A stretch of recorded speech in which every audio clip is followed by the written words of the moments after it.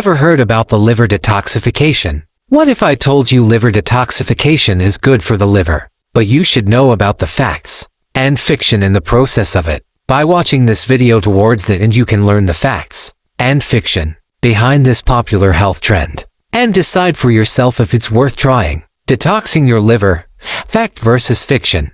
The human body's principal filtration system is represented by the liver, which also cleanses blood, breaks down nutrients, and drugs to produce some of the body's most crucial proteins.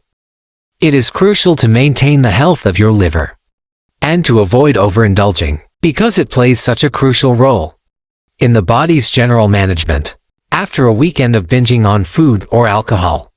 To maintain everyday liver function, or to heal an already damaged liver, a plethora of treatments have flooded the market in recent years with the claim to detoxify and cleanse your liver. In today's video, we will go over a few popular myths, so stay tuned. Myth number 1, liver cleanses are essential for maintaining daily health and are especially beneficial following overindulgence. Although liver cleanses are marketed as a panacea for unhealthy liver habits and overeating, Johns Hopkins hepatologists don't advise them. Unfortunately, these products are not FDA regulated, so they are not uniform and have not been sufficiently studied in clinical trials. While milk thistle has been shown to reduce liver inflammation and turmeric extract has been shown to protect against liver injury, some common ingredients in liver cleanses have been shown to have positive effects. However, there is not enough evidence from clinical trials in people to suggest using these unnatural substances regularly for prevention.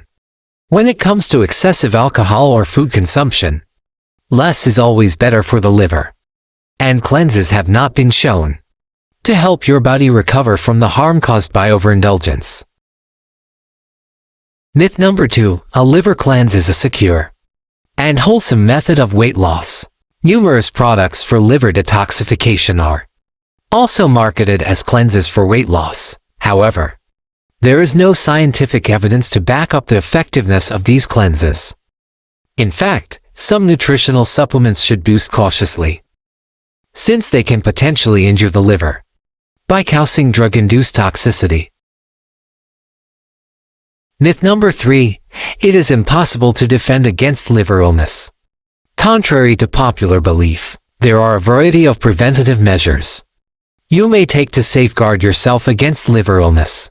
The following actions are advised: limit your alcohol consumption to avoid the onset of alcoholic liver disease.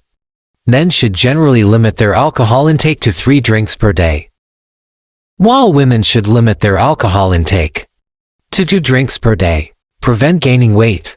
Reduce your chances of getting non-alcoholic fatty liver disease by eating healthily and engaging in regular exercise to keep your body mass index within the normal range 18 to 25. Use caution when engaging in dangerous habits. Do not use illegal drugs or have unprotected intercourse with numerous partners. If you want to reduce your risk of getting viral hepatitis, understand the risk factors. It's crucial to get screened if you have any of the risk factors for liver disease listed below, because chronic liver disease can go undiagnosed for years. Excessive alcohol consumption, liver disease in family, and nearly half of patients with hepatitis C do not know they are infected. Thus, it is crucial to discuss screening with your doctor.